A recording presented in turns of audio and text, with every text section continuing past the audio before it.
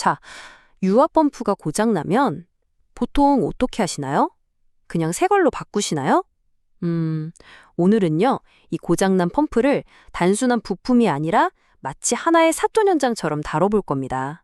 그리고 진짜 범인을 찾아내는 그런 탐정이 되어보는 거죠. 네, 바로 이겁니다. 고장난 펌프는요, 그냥 고장났다. 이게 끝이 아니에요. 그 안에 자세히 들여다보면요, 사건의 진실을 알려줄 단서들이 정말 가득하거든요. 말 그대로 하나의 사건 현장인 셈이죠. 왜 이렇게까지 하냐고요? 자, 놀라지 마세요. 무려 90%의 경우에 말이죠. 이 펌프 자체가 고장의 진짜 원인이 아니기 때문입니다. 그러니까 핵심은 이거예요. 펌프는 범인이 아닙니다. 오히려 첫 번째 희생양, 피해자에 가깝죠. 진짜 범인은 따로 있다는 얘기예요. 그래서 우린 시스템의 다른 곳을 샅샅이 뒤져봐야 합니다. 자, 그럼 본격적인 수사에 앞서서 우리가 마주한 이 피해자에 대해 먼저 좀 알아봐야겠죠? 바로 모든 유압 시스템의 심장, 유압 펌프입니다.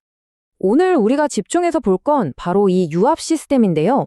쉽게 말해서 오일 같은 액체의 압력을 이용해서 굴착기나 프레스처럼 아주 무거운 장비들을 움직이는 그런 강력한 힘을 만들어내는 원리라고 생각하시면 돼요. 자, 어떤 사건이든 유력한 용의 선상이 있기 마련이죠. 이 펌프 고장 사건에서도 우리가 항상 제일 먼저 의심해봐야 할 4명의 주요 용의자가 있습니다. 첫 번째 용의자는 바로 에어레이션입니다. 이게 뭐냐면 유압류, 그러니까 오일 속에 공기방울이 섞여 들어가는 현상인데요.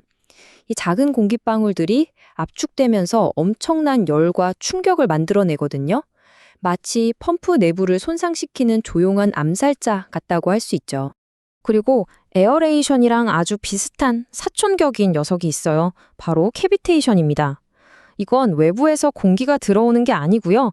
펌프 흡입구 압력이 너무 낮아져서 오일이 그냥 끓어버리는 거예요. 액체가 기체로 변하는 거죠. 이 기포들이 고압 부분에서 뻥 하고 터지면서 금속 표면을 조금씩 갉아먹는 겁니다. 아주 파괴적이죠. 세 번째 용의자는 오염입니다. 이건 정말 흔한 범인인데요. 사람 혈관에 콜레스테롤이 쌓이는 거랑 비슷하다고 생각하시면 돼요.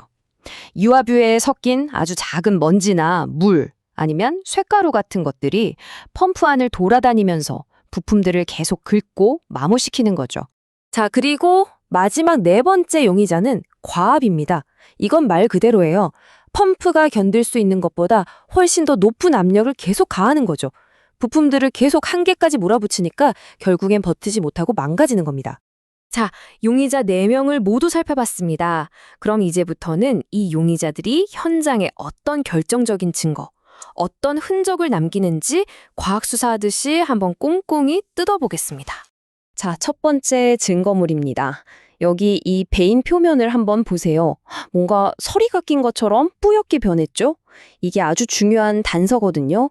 과연 이 흔적을 남긴 범인은 누구일까요? 범인은 바로 세 번째 용의자였던 오염입니다. 이렇게 서리가 낀 것처럼 보이는 건요, 오일에 섞인 물이나 다른 화학 물질이 금속 표면을 화학적으로 부식시켜서 만들어낸 흔적인 거죠. 자, 다음 증거물 보시죠. 이번엔 좀 다른 종류의 손상인데요. 이 압력판을 자세히 보시면 꼭 작은 돌멩이로 두들겨 맞은 것처럼 움푹움푹 파인 자국들이 보이죠?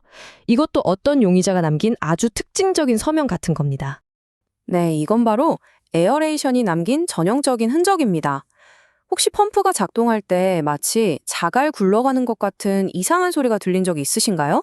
그게 바로 이 공기 방울들이 금속 표면에 부딪혀서 뻥뻥 터지면서 이런 자국을 만들 때 나는 소리였던 겁니다. 엄청난 열도 아주 중요한 단서를 남기는데요. 과도한 압력이나 윤활이 부족해서 열이 발생하면요, 왼쪽처럼 부품 표면 색깔이 변하기도 하고, 더 심하면 오른쪽처럼 부품들이 그냥 녹아서 서로 들러붙어 버리는 아주 끔찍한 고착 손상까지 일으킬 수 있습니다. 이렇게 멀쩡한 부품이랑 완전히 고장난 부품을 나란히 놓고 비교해 보면요, 아, 이게 그냥 정상적으로 다른 거구나, 아니면 이건 정말 심각한 손상이구나 하는 차이를 확실히 구별할 수 있게 되죠. 자, 이제 현장에서 여러 단서들을 찾았어요. 그런데 이걸 어떻게 진짜 범인, 그러니까 근본적인 원인이랑 연결시킬 수 있을까요? 모든 탐정에게는 수사를 도와줄 도구가 필요하잖아요. 우리 펌프 고장 탐정에게는 바로 이 문제 해결 차트라는 아주 강력한 도구가 있습니다. 이게 있으면 더 이상 이건가 저건가 하고 추측할 필요가 없어요. 예를 들어서 펌프 부품이 너무 심하게 닳았다. 과도한 마모라는 증상을 발견했으면 이 차트를 딱 보는 겁니다. 그럼 흡입구가 막혔거나 공기가 새고 있거나 오일 점도를 안 맞거나 오염됐을 수 있겠구나 하고 가장 유력한 원인들을 바로 짚어낼 수 있는 거죠. 좋습니다. 이렇게 사건을 해결하는 것도 물론 중요하지만 사실 더 중요한 건 뭘까요? 맞습니다. 애초에 이런 사건이 다시는 일어나지 않도록 예방하는 거겠죠? 사실 최고의 수사는 범죄를 예방하는 거잖아요. 해결책은 의외로 아주 간단한 기본 수칙에 있습니다. 정기적으로 공기가 샐 만한 곳은 없는지 확인하고 필터는 깨끗하게 유지하고 또 기계에 딱 맞는 오일을 쓰는 것.